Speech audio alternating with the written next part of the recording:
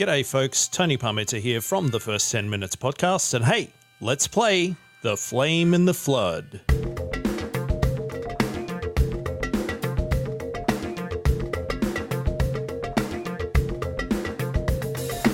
So, The Flame in the Flood was developed by the Molasses Flood and was released in early 2016.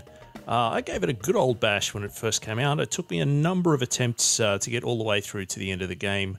And it's something that I've been wanting to revisit for a while, and I'm quite excited to see how it goes and how much I have forgotten about how to play this thing. So let's start a new campaign.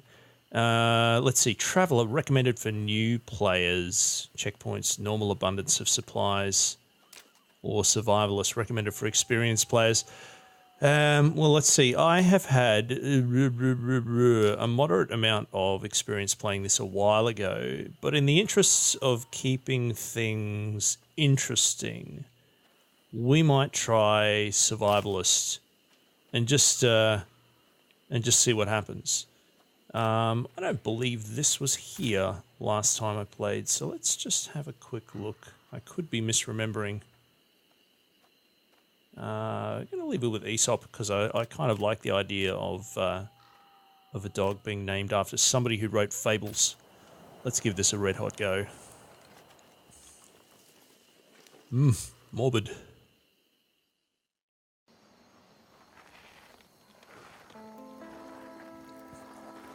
I have no idea if the video recording is going to pick that up, but apparently I just unlocked an achievement. Or two. Yay me. So this is the character that we're going to be controlling during the game, and also the dog companion / sidekick is going to be joining us on our journey. So the essence of how this game works is, I seem to keep using this word all the time. It's kind of like a roguelike, in that you've got to cruise around, you've got to try and find things. There's a lot of stuff that can kill you. And ideally, if you're playing it on a more challenging mode, when you die, that's kind of it. Get charcoal. Now, those of you who've been watching the First 10 Minutes channel for a while might recall that recently I played a game called The Long Dark, in which, let's just say it ended with the run-in with some wildlife that did not end well for me. And it could very well be the case that the same thing happens in this game. Get charcoal was also something I could do in The Long Dark. So I'm curious to see a number of similarities and differences between that game and this game.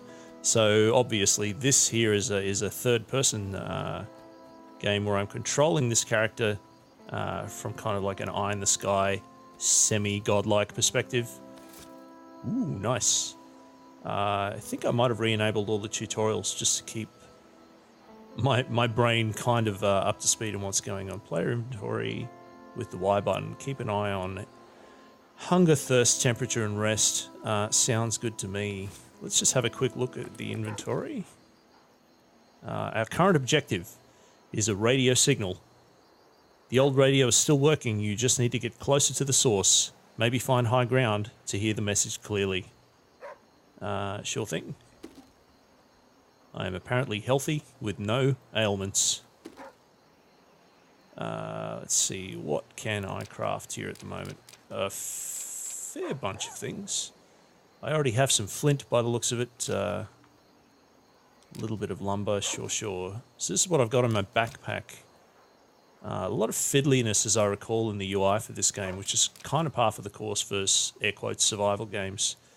Charcoal, which we just took from the fire, and the puppy dog can also carry things as well. So Aesop is currently carrying some old lumber, useful for patching up the old raft if you can find a marina, some flint, a fish hook, stitching kit, a raft schematic, and some more old lumber.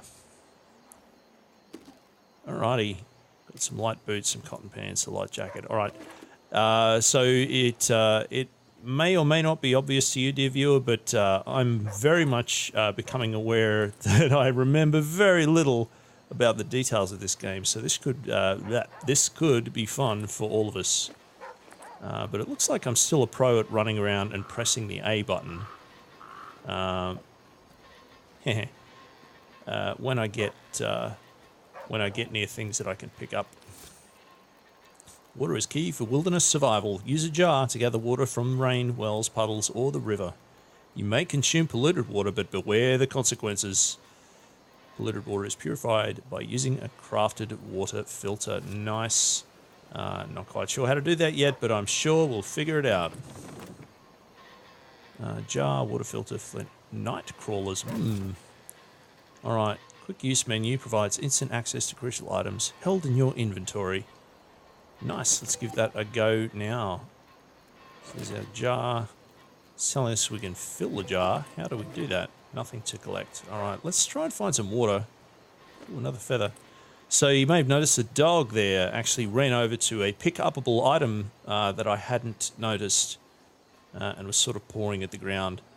There's a cool little way of drawing my attention to it in addition to the little sort of concussive ring. Find home for a spell, but it's time to move on and see where this dog came from. Maybe there's someone else out there. Indeed, maybe there is. I don't seem to be able to find... Oh, I tell a lie. I appear to be splashing. So let's try filling this jar and see how that goes. Clean water schematic added to journal, and I just picked up some polluted water. Sure thing. Let's see if we can find where the journal is. Is it possibly in here? How do I move between page categories, left button and right button? I get that. But how do I filter between things on this controller? I'm really not sure. So it's funny the things you remember from playing a game previously. One of the things I remember about this game was enjoying it a lot, but also getting frustrated with the UI. Running water through charcoal filters is the safest way to make sure it's clean when you're in the wilderness. Craft using 1 polluted water and 1 water filter, which I don't believe I have. I need more charcoal and some rags. Very well.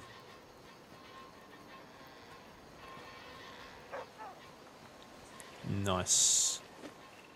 Seeing as we're here and we're not going to be able to come back again, we're just going to collect everything that we can find before we keep going. This little Charles Dickens quote. It's nice to have a quote in a game that isn't from Alice in Wonderland. Sure. New goal, basic tools. Tell me more. Or I can look it up. Craft a stone knife and a stone hammer. You'll need them to craft all manner of survival supplies. Very well. It's the easiest way to figure out how to do that, I wonder. Stone knife. Plenty of flint, braided cord. Alright, well, there's nothing immediately around that I can see to pick up, so we're going to head on down here to the raft. And this is where the river part of the game commences. Looks like a nice brisk breeze blowing. And an extremely sturdy craft. In which we can try and steer. Alright. Steer with the left stick. Can do that. Paddle hard with X. I can do that too. I do not know much about gods, but I think that the river is a strong brown god, sullen, untamed, and intractable. T.S. Eliot. Okay, so... steering... Alright, yes, I will follow your instructions. Steering can be tricky. Those lines on the river indicate current flow and so on and so forth. I can pull back on the stick to try and slow down. But of course, we do really end up at the mercy of the currents here. And as you'll see shortly as we're traveling along, there are going to be things along the riverbank or at various points that we may want to go to or to collect, or that may be necessary for us to, you know, not die, not run out of resources, not die of exposure, blah, blah, blah, blah, blah. And here we're entering a more rapid section of the river where things can get a little hairy. And you'll notice that beautiful little camera swoop, which is also decreasing our situational awareness and ratcheting up the tension a little bit. Now, because we've just started out, the raft is pretty hard to handle. They do tend to make it reasonably easy for you here at the beginning. They give you a nice little safe section with which to wrangle, how to steer in calmer areas, noticing how the currents affect things, noticing how it behaves differently when you're going through rapids, and giving you some opportunity to run into things, which I thankfully avoided doing so far. And up on the top of the screen there, now you'll see a couple of icons appearing, showing that there are places to land. I'm going to try and head over here to this foresty looking one, if we can get close enough. I don't think the current's going to let us. Oh, close enough's good enough. So we are now entering Richard Clark Wilderness. And wilderness areas are light on supplies. Down the bottom of the screen there, you'll see that some of my stats have reduced. And these various areas along the river are at least in some way randomly generated, both in terms of their location and what is contained at them. So there could be supplies of many different sorts. We're going to be able to get some fresh water from this, I'm pretty sure. We'll take a drink while we can. So we've already got that one container. Even though it's full of polluted water, it's still full. Craft a snare to catch rabbits, sure. Can't remember how to do that right now, but let's do a little bit of exploring first. Don't remember what dandelions do, but at this stage of the game, I'm really just in let's pick up all the things mode. And try not to miss anything.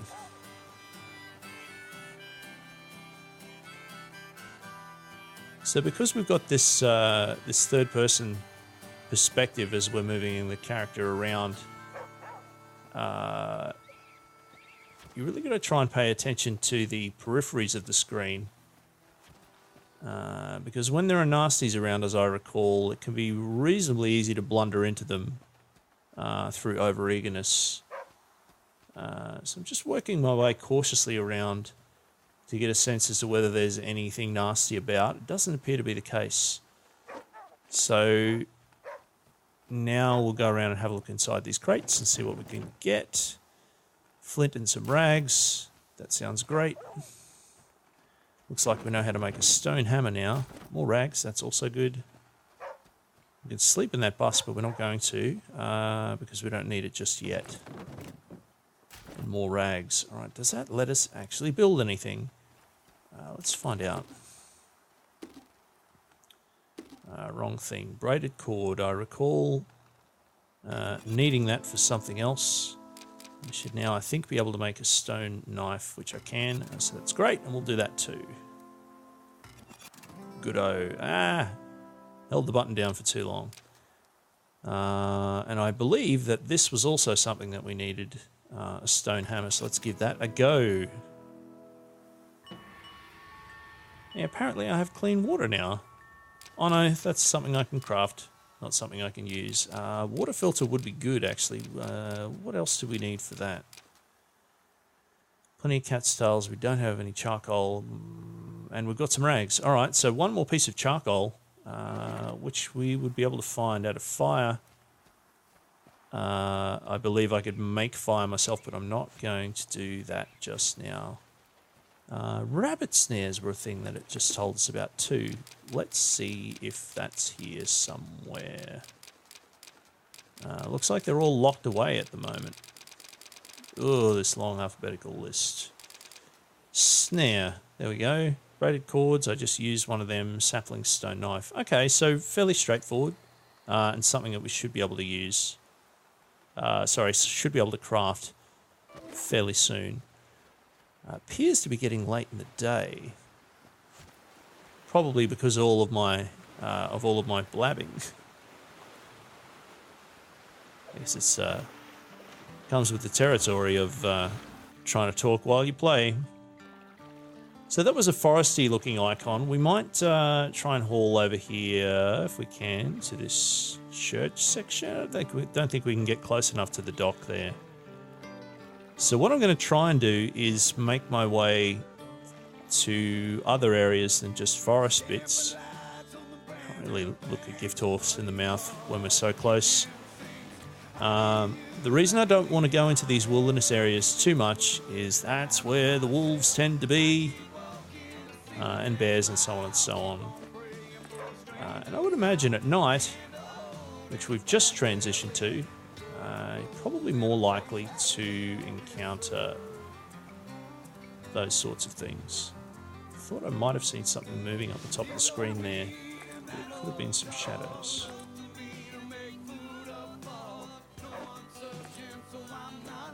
Mulberries, yum.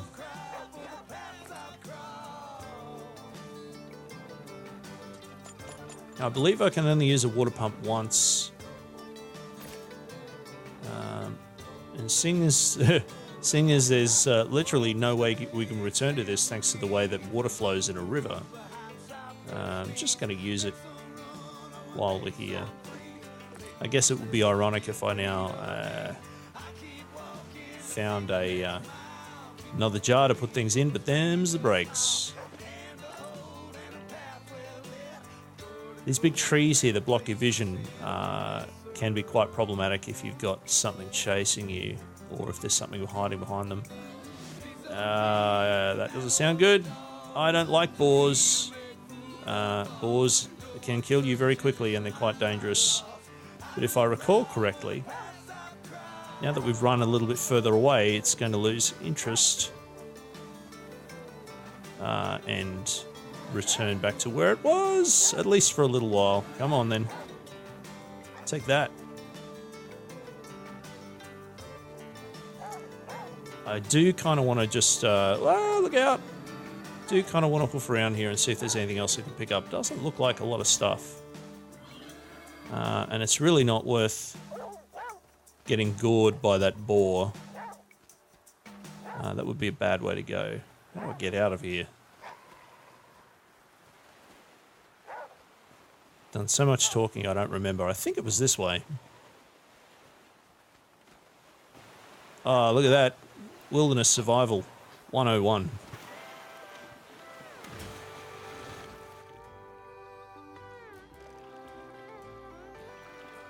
So if we'd had the right tools and implements at our disposal, then trying to take on that boar and then in very unromantic fashion harvesting it for its natural resources for our later use would have been an option. But look out. But obviously this early in the game, we don't have a whole bunch of tools that we can use for that sort of thing.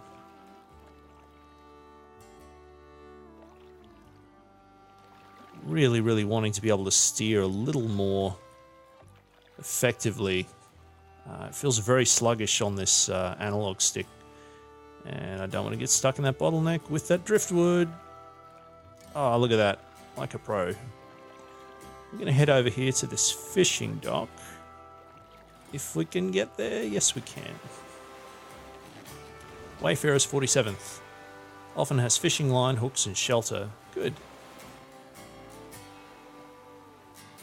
It's thankfully not raining at the moment, so we're not going to be having the sorts of issues. Inventory full. Uh-oh. How do we deal with that, I wonder? Let's try and find out.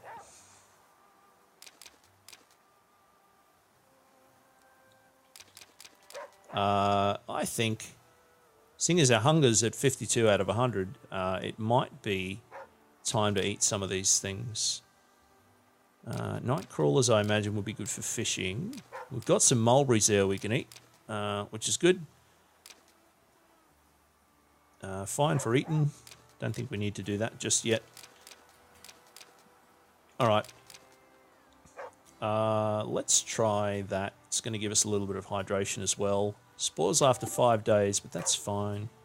Let's eat one of them and see how much it gives us before we go chowing down on the whole bunch. Alright, so it is 1-to-1 thing took us from 51 to 53. Let's just have all of them. So I believe what just happened there was we ate a stack of 2 in the same amount of time that it took us to eat a stack of 1 before. So that's interesting, something to keep track of.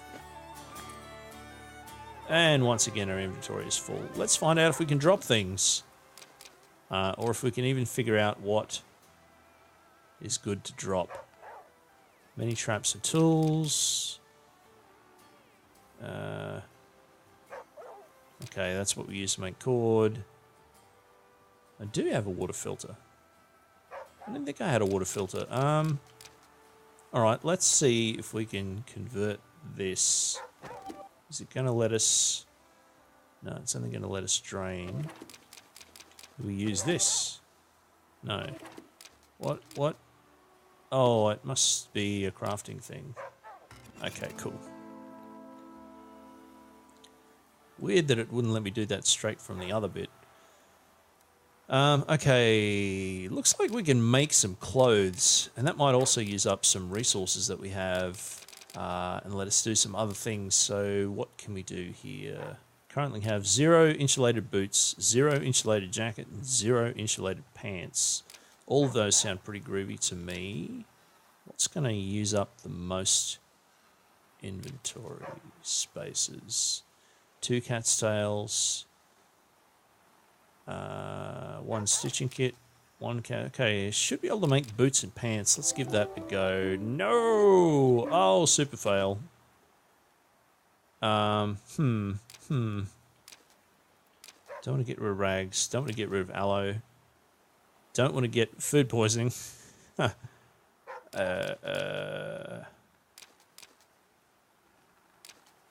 I should be able to go and put stuff back in my raft, if I recall correctly, so let's try that. Can I move any of this to the raft? What should I move to the raft? Move to raft. Sure, let's just do that to a few things. Kind of doesn't matter what. No! Kind of doesn't matter what right now. Looks like it didn't consume that water filter either, which is handy. And I'm apparently hungry. Should probably resolve that quickly. How do I use that? I can't remember. Alright, anyway. Let's get crafting. Gonna make some boots. We're gonna make some pants. We're gonna make some raft frame, because it'll use up some lumber, and I think that will also empty one of the stacks in Aesop's bag, which it did. Very groovy. And I believe that it will have already put our boots here, which it has. Cool, cool. Very nice. Possibly going to start raining, so let's hoof it around. Grab all the bits we can. Ah! What is happening? Oh, this is a real pain in the bum. It tells me that I'm hungry, so let's find those dandelions. Fine for eating. Let's do it. Look at that. Inventory slot free. What's up here? Night crawlers. Already had one of them, but that's fine. And what else have we got? In the bait shack. Loot, please. Fish hook, old lumber. Good, good. That all sounds great to me. Look, seeing as it's raining, seeing as I'm wet, and seeing as the recording clock is at a reasonable level for a Let's Play episode, we might actually call it there for the first part of this Let's Play. So thank you very much for tuning in. The details for the podcast that I'm a part of are in the description below. And if you'd like to get in touch with me personally on Twitter, you can contact me at Kalinskald. That's Kalinskald. It would be great to hear from you if you've got any feedback or comments that you want to make. And it would also be super appreciated if you could subscribe to the channel below. And please feel free to share this with any friends who you think might enjoy it. Or if you have a nemesis who you think would hate it, I guess you could pass it on to them too. So thanks very much for tuning in, and come back soon for more Let's Play The Flame and the Flood.